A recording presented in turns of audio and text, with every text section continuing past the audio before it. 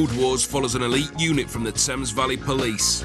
Using high-performance unmarked cars equipped with the latest technology. Passing traffic, speed 70 miles per hour. The two-man crews of the proactive team are on the front line against criminals. Get on the floor!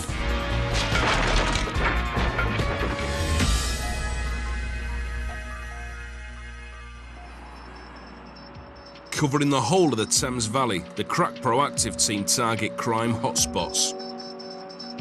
Whenever and wherever there's a problem, the elite officers are called in to sort it out. Simon Hills and Chris Piggott, Tango Victor 3-1, are on patrol in Aylesbury. Yes, there's any AVs on it, sorry. They've spotted some unusual activity on an estate and have parked up to see if it's a gang of drug dealers at work. So they've dropped somebody off now in that vehicle. Yeah. In the last hour, they've repeatedly seen this grey Saab creeping around the area. What do you want to do, stop the Saab or...? Like, I reckon he's just scored. I reckon he has just scored, because he's got that look about him. There is something not right. They think the car's now loaded with drugs and decide to shadow it in their unmarked car. Right, I'll go and I'll just do a casual one on the driver. Okay, perhaps you want to speak with him, the bloke in the back, and get him out and search him. Just have that feeling that they're going to be nervous, a nervous spurt of acceleration to try and get away from us. Matey boy's seen us in the mirror. Sussed by the occupants, Simon doesn't want to waste any more time. All seems to be going to plan. Told ya. Perhaps not. Wait one for direction onto a roundabout. Vehicle is 3 up, 3 IC1 males. We're Oxford Road at this time, approaching Gatehouse Way roundabout. Vehicle continues A418 towards Stone at this time. Vehicle passing traffic on the off side of the road, speed 70 miles per hour. Desperate to get away, the driver breaks every rule in the book, leaving Simon struggling to keep up in the heavy traffic. Come on, get out the way.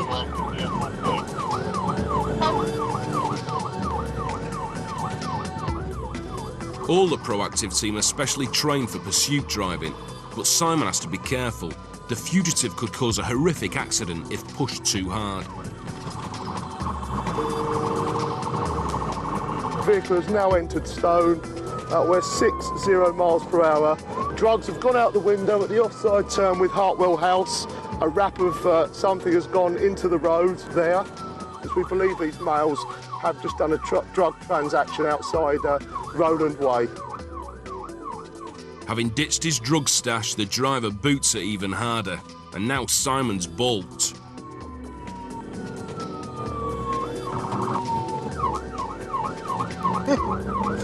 Come on! 3-1, temporary loss into Stone, and might have done a left here, mate. With the driver out of sight, Simon and Chris gamble on turning left at the next junction. Any marks, any mark? No, but I reckon you will have done, mate. Tango Victor 3-1, we've got an absolute total loss. We went left towards Church Way. I believe the vehicle has either travelled straight on or gone right. That was the maddest driving I've seen for a long, long time. I was probably 10 seconds away from calling it off, mate. With outrageous manoeuvres like this, the driver's lucky just to have lost the police and not his life. Knowing the car will soon be abandoned, Simon and Chris give out a full description of the fleeing blokes. 3-1, just to appraise you, I do have a description of the rear occupant of the vehicle. IC1 male, approximately 5'10" to 5'11" in height, slim build, and he was wearing blue jeans which had a large faded white patch 3/4 of the way across the rear of the legs. What would you give the driver as, 40 odd? Yeah, I'd recognise the driver, I think, if I saw him again. He struck me as a bit of a sort of fat, overweight. Yeah. Within 8 minutes, the deserted Saab's found in a country village, but an extensive search fails to track down the occupants. Right, It turned out the Saab was stolen and running on cloned plates, the sign of serious criminals. Forensic tests on the vehicle later linked the car to a known drugs gang from a northern city. In Lancashire, police are also hot on the heels of a stolen car, this red Vectra. The driver's trying to leave the officers for dusk by blasting through a maze of residential roads. But leading the cops around the houses doesn't get him anywhere fast. So he leaves the road and pelts through a pedestrian underpass. He's out of sight, but he's left a track. And up ahead, brake lights.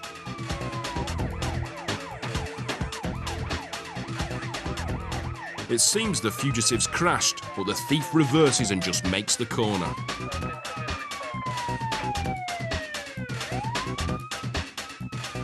This lap, he nearly hits a pedestrian before racing through the same underpass, over the park, through the second subway, and back out onto the track again. Unable to outdrive the police, he tries to monkey over a garden wall. Too late, he's instantly nicked. And if nicking cars and speeding through residential roads wasn't bad enough, police later found a wrap of heroin in his socks. The plank was later sentenced to 18 months inside.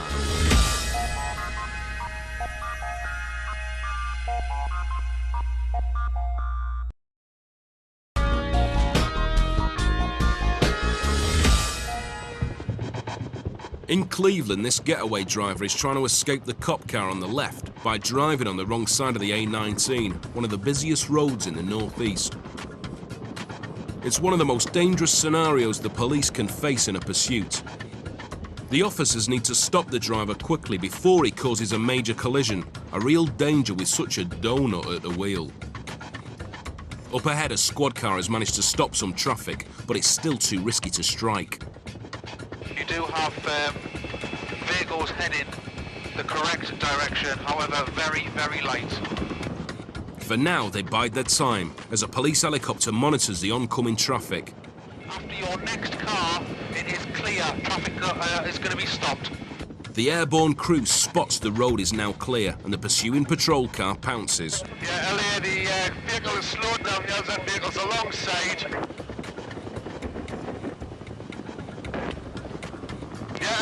Vehicle now stopped safely. It's a textbook maneuver with minimum damage and no injuries.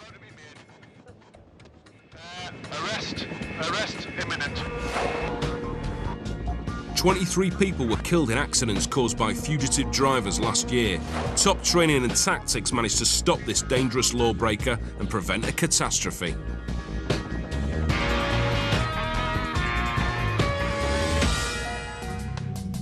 Monday morning, Charlie Etheridge and Chris Ruff, Tango Victor 3-2, have just left base when they get an urgent call about a break-in. Let's call Holker. That sounds like a good little village to go through.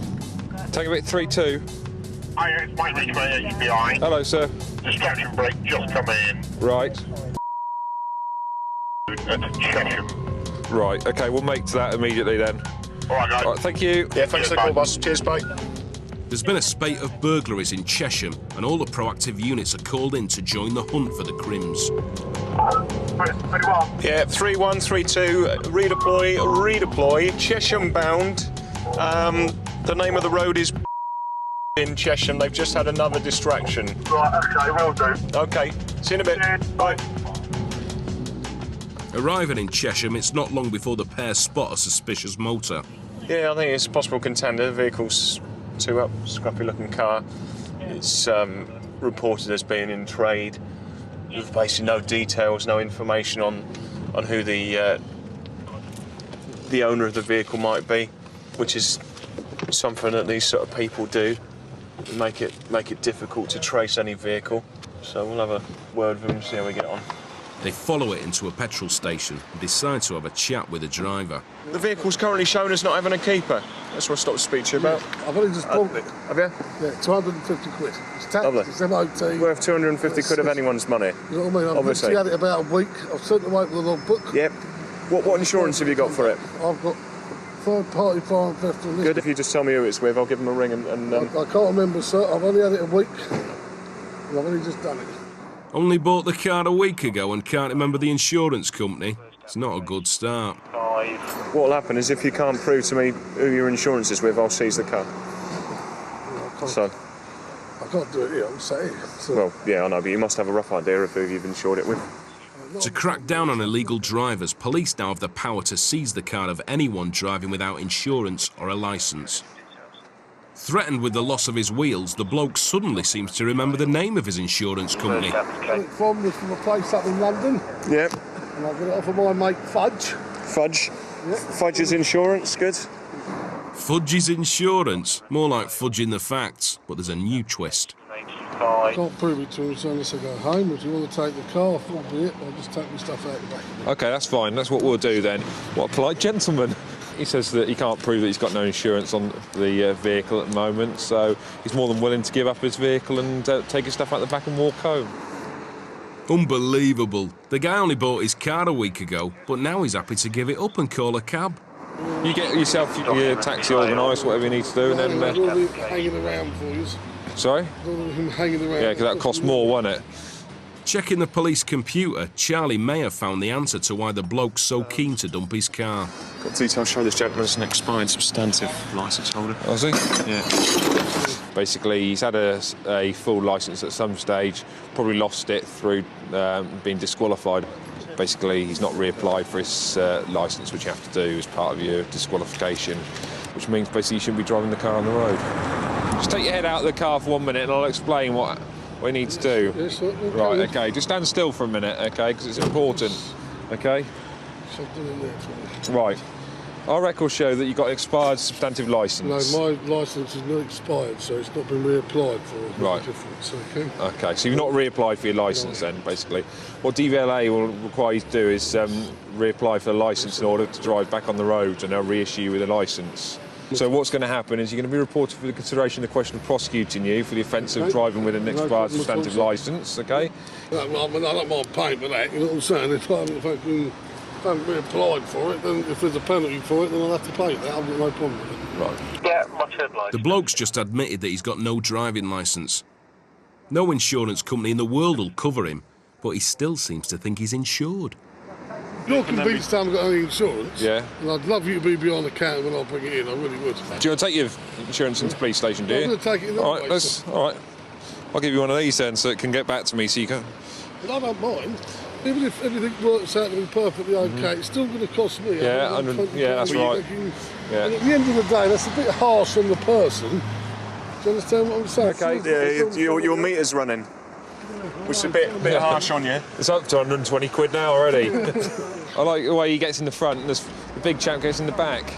The driver was not connected to the burglaries, but was later charged with driving without a proper licence and insurance. His car was crushed.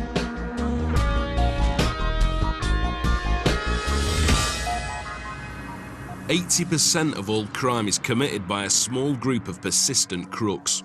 In Milton Keynes, a special operation is underway to crack down on the local underworld. Chris and Simon are on the Pennylands estate, helping to execute a warrant. As they wait, Chris is suspicious of an odd smell coming from across the street. Definitely quite a strong smell of cannabis. So, it's quite strong up here. We've just come to do an address check for somebody else that's wanted in the area. And drug sniffer Chris, as he's come round the corner, him and the other officer, that trip, have smelt what they thought was cannabis. It's this place here, mate. Smell it now. It's in there. Yeah, it stinks. We've tracked it down, and this address here, absolutely reeks of it. There's movement at the back of the house. Those lights that I said have just gone out of the back. But that curtain definitely moved. Is that a wall or is that a blind as well? It looks like it's been boarded up. All the windows are boarded up, not the sign of an average family home. To me, that looks like it's blocked off as well, mate. Do you know what I mean? Look. They think they're onto something serious. And Chris radios the control room for backup. We're unsure as to whether or not anyone's in the premise at the moment, so we're just playing it by ear, keeping it contained, and then we'll go in and see if it is cannabis. All the Tango Victor units are specially trained for rapid entry. Chris quickly kits himself out to take on the door. I don't think we're going to lose anything. No, we're not going to lose anything. I just don't want to... Can you strap me in? I don't want anyone getting hurt. That's all. Have you got a long sleeve top you can put on? Yeah, I'm going to put my face on over it. Suddenly, there's movement inside. I'll cover that because they're trying to get out the back. That door's just open, mate. If anyone comes out, they're going to need nicking straight away. I don't know if you saw that, but the back door's just opened, shut and been locked. Right, here we go. I'm not quite sure we're going to have it here. It's Chris open, I think it's right. Right, ready? Put the warning in. Open the door, please!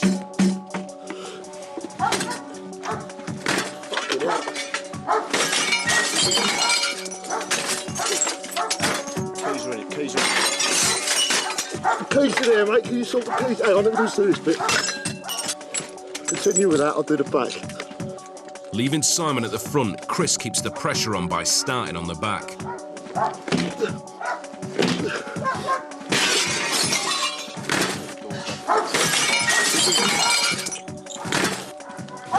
in still.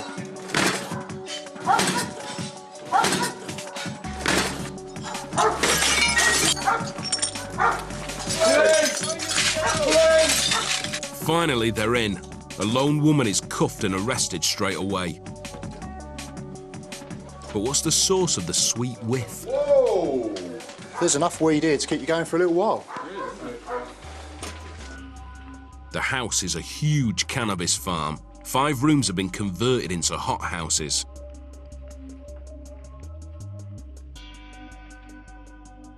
Each is equipped with powerful UV lights and sophisticated ventilation systems to grow cannabis from seeds. Ah, they're only baby plants. To high-yielding, fully grown, resin-producing plants. You see the extent of what we got here. This is the rubbish bin, and they've chucked away, you know, a load of, obviously, what they think is rubbish stuff. I mean, it smells out in the street. One of the neighbours has noticed it. How no one else knows it, I'll never know.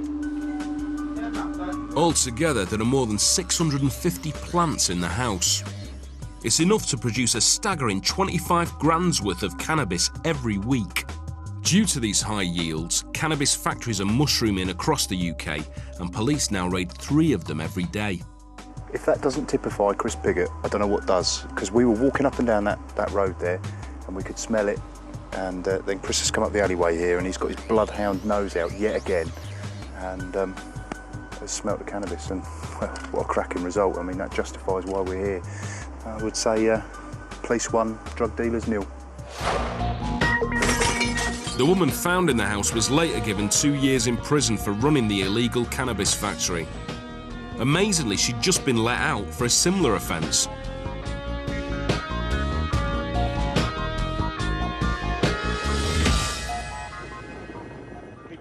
In Middlesbrough, plainclothes officers are checking a back alley when they surprise a dealer picking up his stash from a hiding place.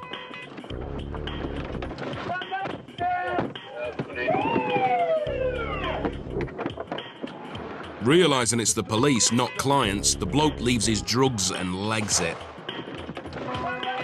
His athleticism was in vain. He's quickly nabbed and the drugs removed.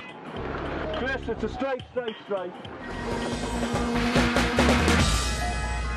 In nearby Redcar, undercover cops are shadowing a green Vauxhall Astra. Can I confirm November 506 Charlie Mike Bravo? Coming in. Yeah, I'm behind it now. The motor's been brutally stolen at knife point earlier in the day. Yeah, he's away. It was an extremely violent carjacking, and the cops are now eager to stop this dangerous criminal. The second unit joins the pursuit behind the first unmarked police car. He's on the Vale heading toward Eastbourne Road Shops. The second cop car continues straight on in an attempt to cut off the criminal. But the crook realises he's trapped, so jumps from the car and runs. In all the chaos, he forgets his bewildered girlfriend. The carjacker turned out to be a well-known dealer. High on drugs, he was found hiding in a nearby garden, arrested and sentenced to 18 months in prison.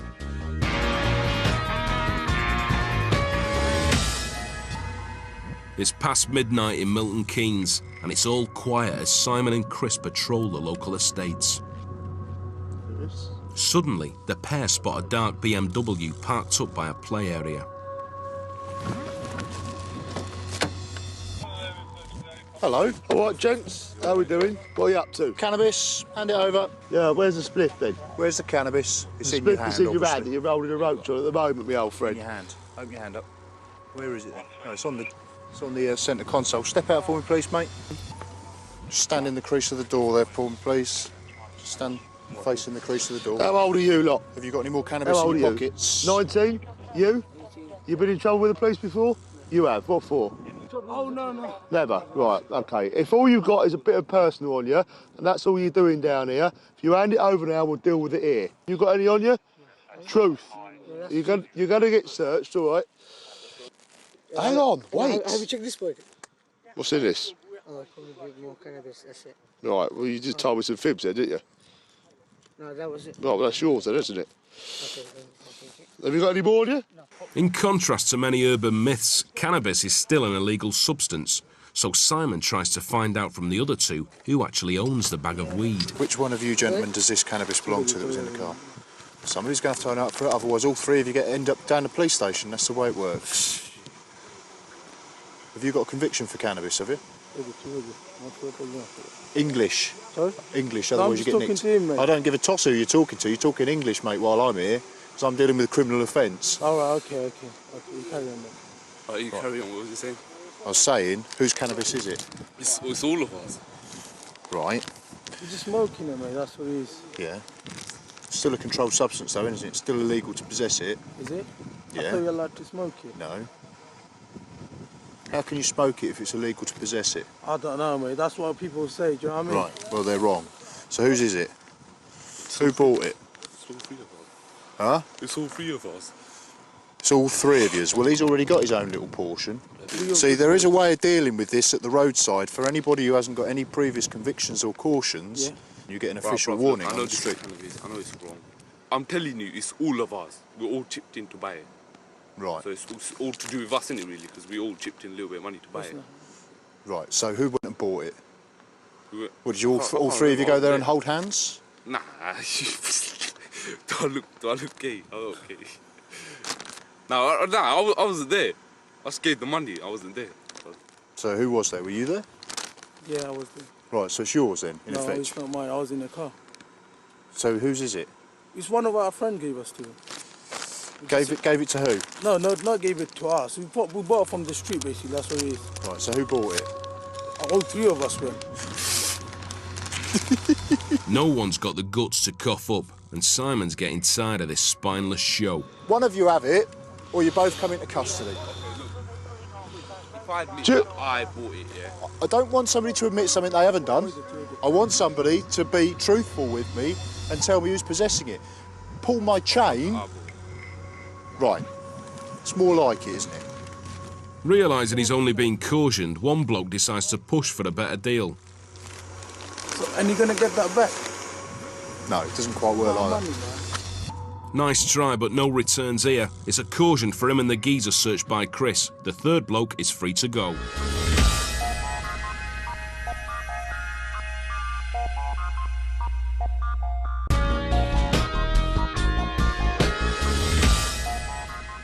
In Georgia, America, a trooper pulls over a car for weaving through traffic. Sir, step on back here with your license for me, please. He suspects the driver's been drinking. How you doing this evening? Tell the reason I'm stopping you, you're weaving over the roadway there. Okay. I ain't been drinking. You ain't had nothing to drink? You don't have anything in your pockets, do you? I don't know what you have in your pockets. If you don't mind, just leave your hands out for me. Okay? You hadn't had anything to drink? Is this your car? No, my wife. Your wife? Where's your wife at? She at home. The bloke acts and looks sober, but strangely enough, he's still got a few problems speaking clearly. Open your mouth. Spit that out your mouth. Sir, what do you have in your mouth? The driver claims it's all down to a big chunk of chocolate in his mouth, but the cop cuffs him to find out what he's really got there. Spit that out on the car. Spit it out. Spit it out on the car. Spit it out on the car. But the driver just doesn't want to give up his sweets and starts to struggle. Stay where you're at. Don't you move. You understand me? Don't you move. The second cop is immediately on scene. He's coming. Let's put him in the back. Facing a night in the slammer, the driver finally admits what's in his mouth. All you ate was a joint? Yes, sir. You going through all this for a silly joint?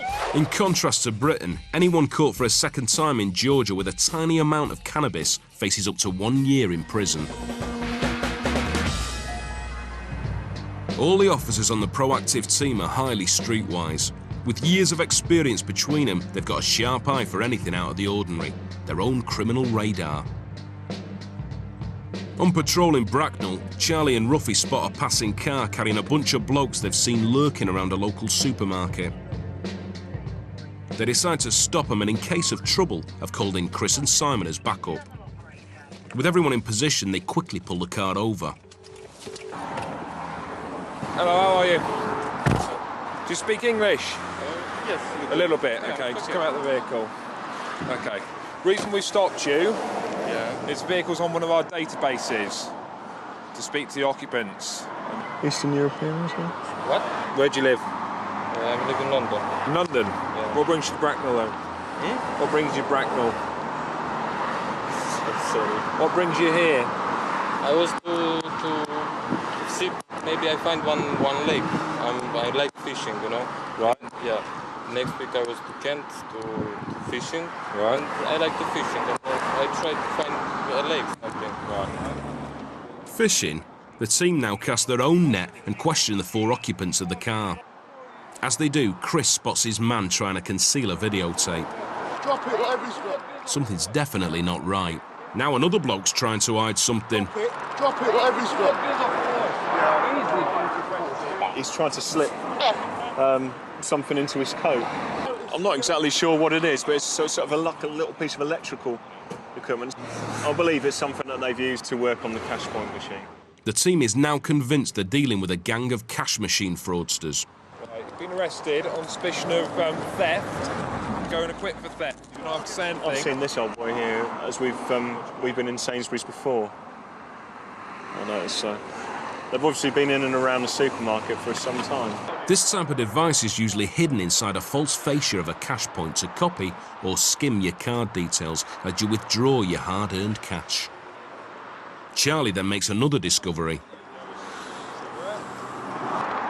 I will take it out of the bag for sake of fingerprints.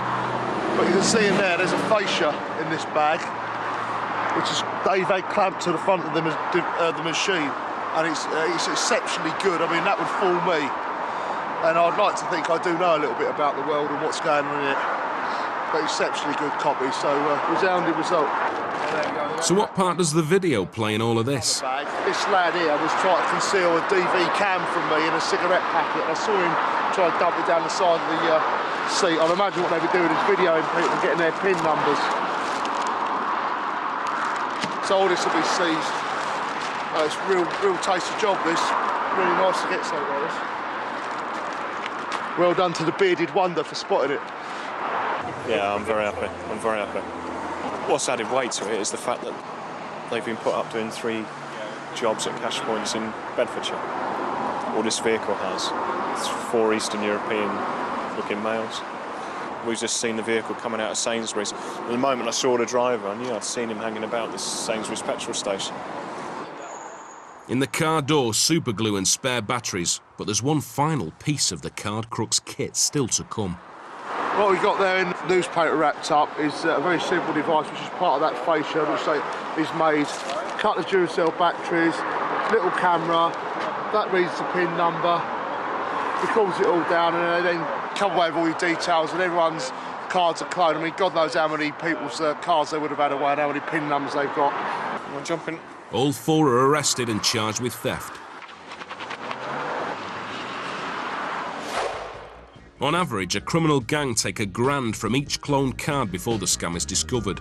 It turns out this gang had stolen the details of more than 30 credit cards on just one operation. CCTV cameras have been put up to protect 2 cash points already targeted by fraudsters. They capture one man calmly walking to the machine inside a bank foyer and quickly fitting a skimmer device and a pin-reading camera.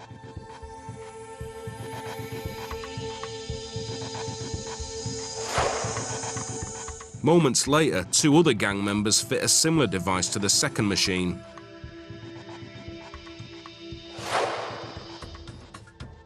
As the bloke tests the equipment, an unsuspecting member of the public uses the first rigged ATM. The gang then leave and wait for more innocent punters to have their cards cloned. Later, one of the gang returns with a cloned card and starts to empty some innocent person's bank account of cash. As he walks down the road, he counts his ill-gotten gains. Last year, crooks managed to cream a shocking 96 million quid off unsuspecting people by cloning their cards. Finally, after a hard day relieving the public of their card details, the equipment is removed. 3 days later, 2 of the gang, wearing different clothes, are spotted at another cash point out in the street. Put on high alert by the scam earlier in the week, CCTV operators follow their every move.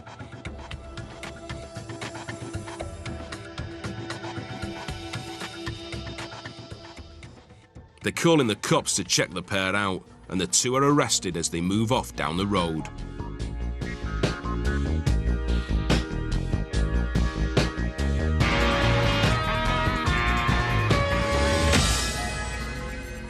The cloning of cards is one of the fastest growing criminal activities in the UK, but it's not only crafty fraudsters who are preying on card users.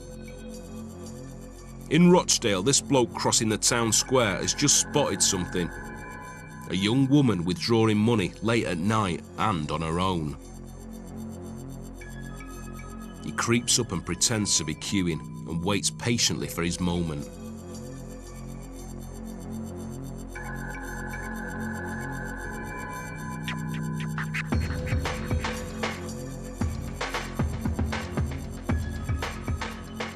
Despite opting for a surprise attack, the weedy mugger's going nowhere. The woman is stronger than him and manages to hold on to her bag. After struggling for a few seconds, the street thief decides to leg it.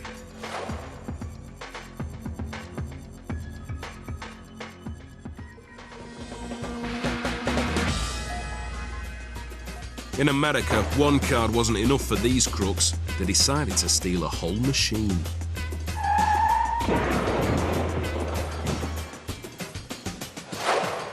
Unbelievably, they managed to break in, grab the ATM, and get out in less than 10 seconds.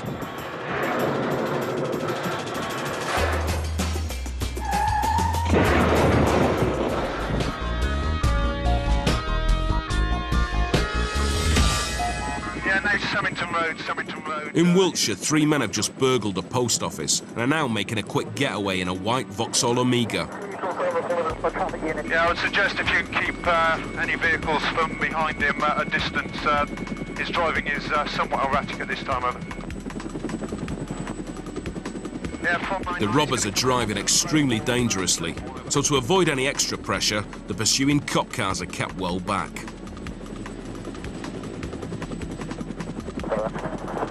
QJ from 99, he's gone right, end of Queensway. Yeah, confirm, he's gone through temporary traffic lights on red to the offside, continuing on the Sandridge Road out of town towards Sandridge Hill. With the police cars out of sight, the burglars think they've made a clean getaway and decide to dump their car. Yeah, Indigo, we've got a decamp, side road in village. Occupants have now decamped from the vehicle. I'm going to try and follow the driver over. As the 3 give it legs, the chopper follows them up the track. Decamp is in the lane that goes to Manor Farm round. Ground units scoop up 2 of them, but can't find the 3rd runner. There's a large tree on the offside as they go towards round from their location. There is a strong heat source in the hedgerow at that location, over. The burglar might have managed to disappear from the ground units, but he can't hide from the eye in the sky. Using a thermal image camera, the airborne crew spot him buried in the hedge, and the officers on the ground are able to arrest him.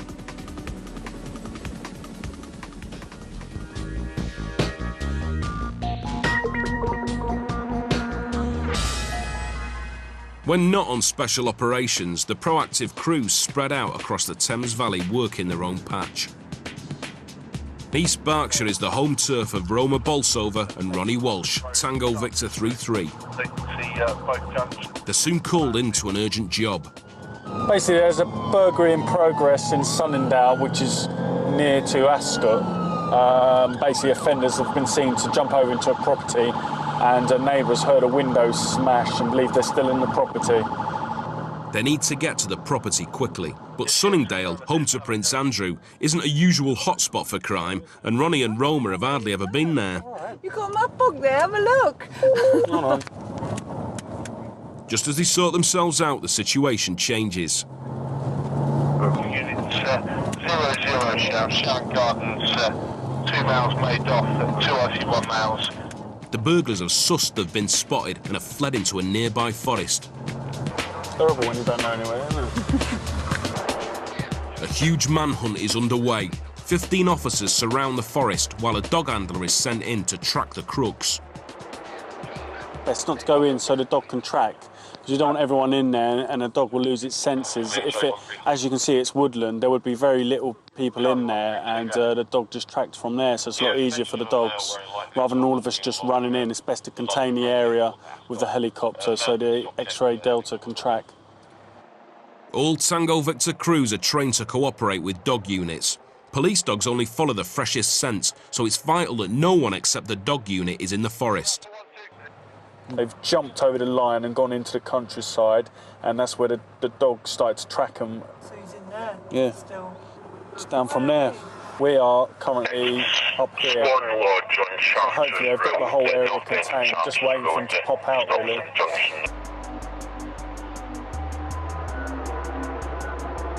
After 30 minutes, the waiting game starts to pay off. Blue vest in the woods.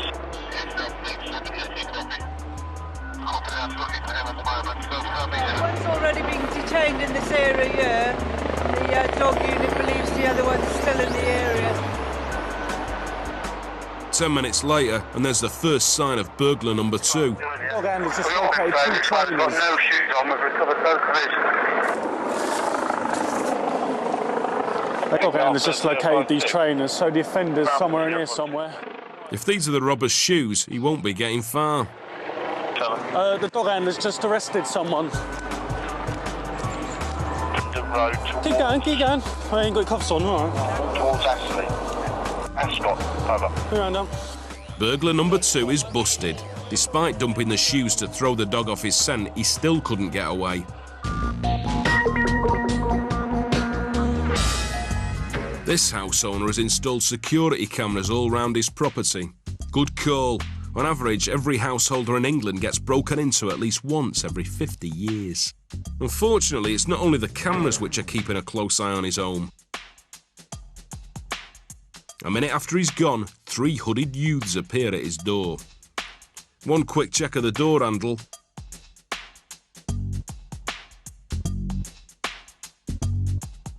They can't believe the look. The door is unlocked. They're in. 3 minutes later and they're out again, carrying a safe full of jewellery and more than £1,000 in cash. Despite these pictures being given to the police, the thieves have never been caught.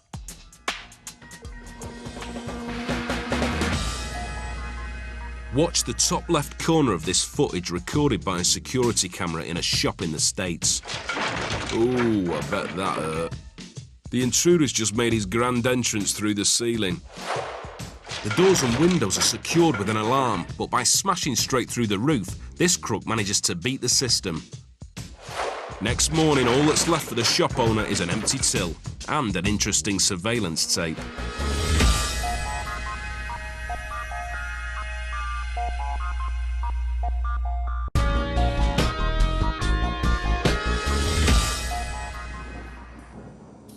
In Milton Keynes, the crackdown on the town's most persistent offenders is in full swing. Simon and Chris are following an iffy car. Car in front that just as it drove past, it's got 5 youngsters in it. It's coming back as having no tax. So we're just going to give it a tug, see what the score is. 1 out of every 15 cars on Britain's roads has got no tax or insurance. So it's no surprise that the Tango Victor units constantly have to deal with them. Hello, mate. Switch you off for a second. It's your motor, old friend. Yeah. How long you had it? A couple of days. Couple of days. You insured it and everything? Huh? Have you insured it? It's on my dad's trader's policy. Is it? You got a driving licence? What's that? You got a driving licence? No, I ain't. Right, just step your seatbelt off, my old friend. Okay, you come with me a second. Get the camera off! Oh, no, we won't. Get the camera off! Sight! The driver's just admitted to having no licence, but one of the passengers isn't happy about the presence of our TV crew. Move away. You can't. You ain't got no right to put the Yeah, camera we on have. us. No, you ain't. Get Yes, the we fucking have. camera off. Don't swear. Get it off. Don't swear. Come here. What's your name? Right, Darren, let me tell you now, he can film where he likes when he's with us because he's in a public place. You've got absolutely no right to approach him like that. And if you do, I will arrest you. Do you understand me?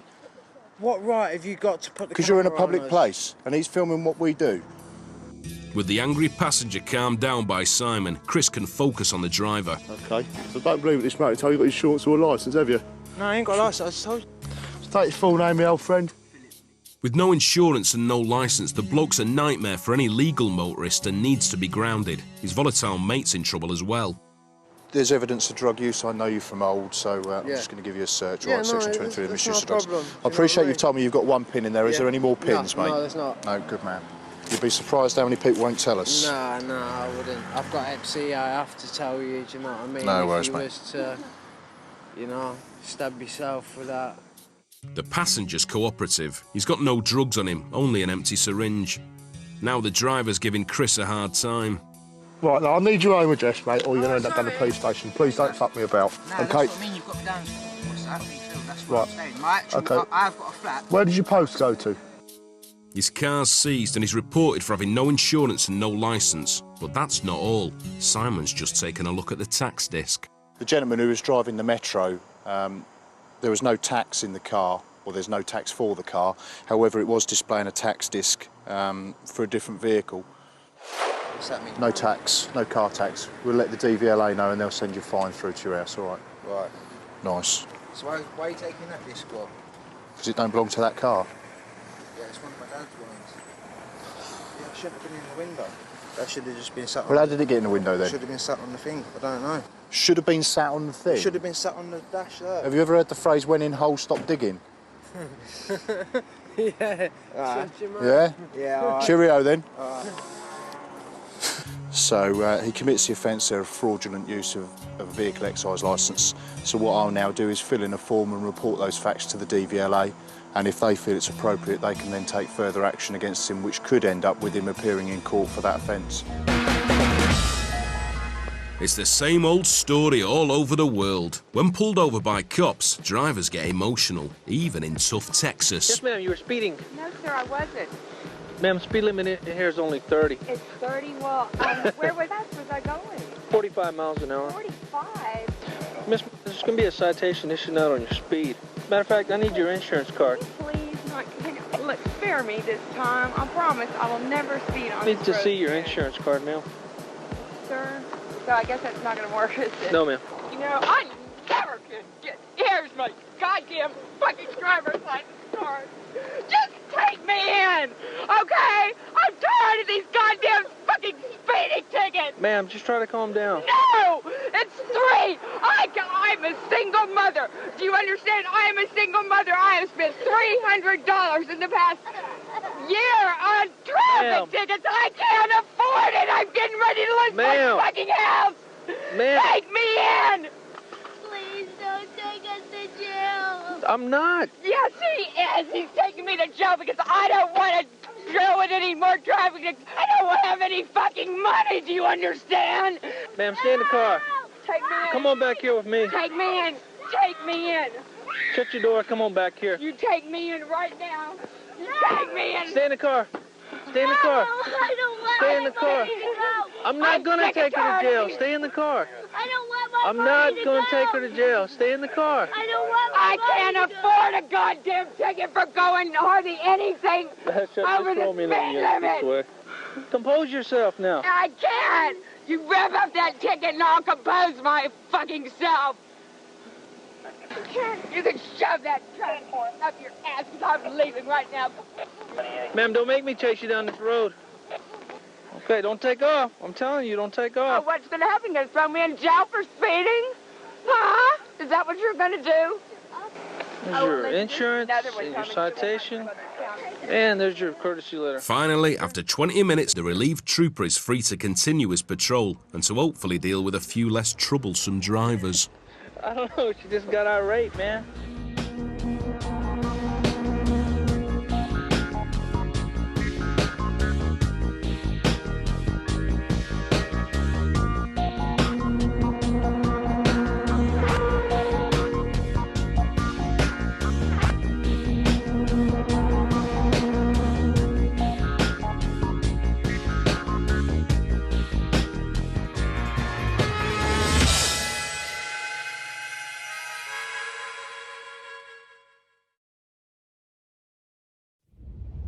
Saw you standing there, highway broken down.